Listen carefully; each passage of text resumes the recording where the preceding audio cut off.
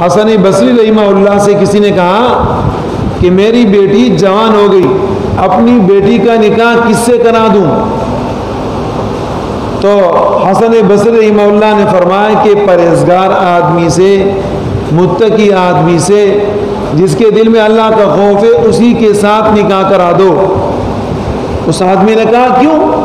آپ نے تمام کے تمام لوگوں کو چھوڑ کے ایک متقی، پرہیزگار، ایک نیک، صالح، اللہ والے کے متعلق بتایا، باقی لوگوں کو چھوڑ دیا۔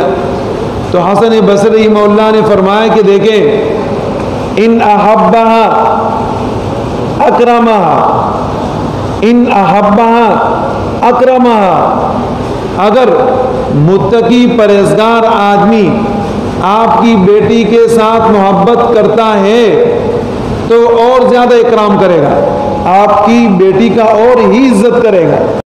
اور اگر آپ کی بیٹی اس کو پسند نہیں، ان ابغضہا لم یظلمہا، تو وہ ظلم نہیں کرے گا، یعنی کہ اس کے ساتھ زندگی گزارتا رہے گا، ظلم نہیں کرے گا۔ آج اگر ایسے آدمی کے ساتھ کسی کی بچی کی شادی اور نکاح ہو جاتا ہے تو وہ اپنا ظلم، بربریت اس کے اوپر نکالتا رہتا ہے، طرح طرح سے تکلیفیں ان کو دیتا رہتا ہے، جو کہ کسی بھی طریقے سے کسی مسلمان کے لیے مناسب نہیں۔ اللہ رب العزت ہمارے حال پر رحم فرمائے۔